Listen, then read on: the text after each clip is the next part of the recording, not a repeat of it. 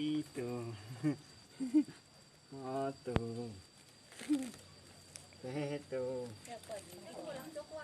lâu tù chi thời trong cái chuyện này mua nào mà lắm cho quan ghê này. Biết thử lọ á. Biết thử lọ á.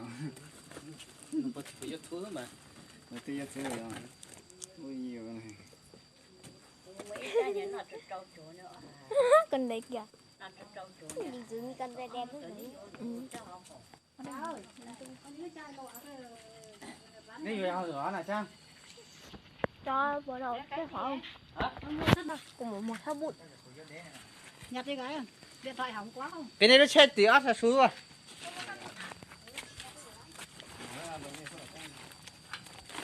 cho cái số gửi tù này Con có thể ưu tiên thường chi luôn. mà nó nó chỉ chùa bơ Một lần đi rồi. Nó thiên chi mà.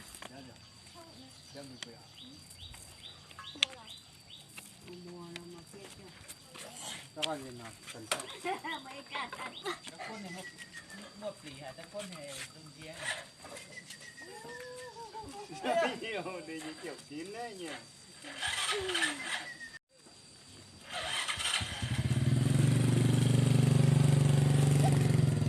Ăn người đấy con này ấy. Bạn này. nói nè Đi đâu vậy? Chó đây, cái chân chó này được lãi hơn là chân ấy này. Lấy nổ nó có đúng không? Con cắn người em rồi. cái này có đấy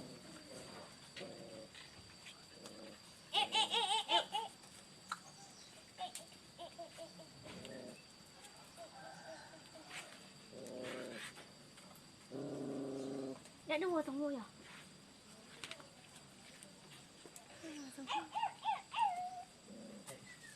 Con này chắc 50 đấy con này.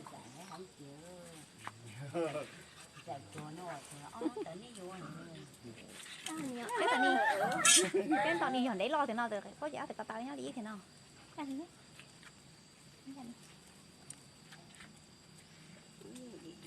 nó lại chơi vào lòng rồi 5.000 một cân. Cái nữa không ấy. cái này có cái này mua giá bao nhiêu Cái này hả?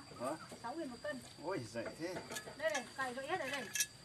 cái này rẻ thế không bán được đâu Em nói là nhanh như sắt bây giờ bọn nó bây giờ nó 11 cơ đấy anh đi ra anh hỏi nếu mà anh nào mà nó mua cho anh đến 6.500 chặt đầu đi. Sắt bây giờ sắt mới bây giờ nó xuống có 18 rồi. em mày lạc quá này trên này số này trên Đây. Bây giờ qua 30 tháng 4 nó xuống một cân này một cân sắt vụn rồi nó không thấy sai nào ạ.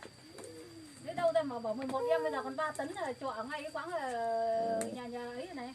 còn mọi nói thế thôi chứ không phải cãi nhau với chị đâu nhưng mà chị cứ hỏi xem nó xe trên cái quán có xe cái xe ô tô đấy gì? đấy Bây giờ xem nó có vào về đây không? cái xe mà có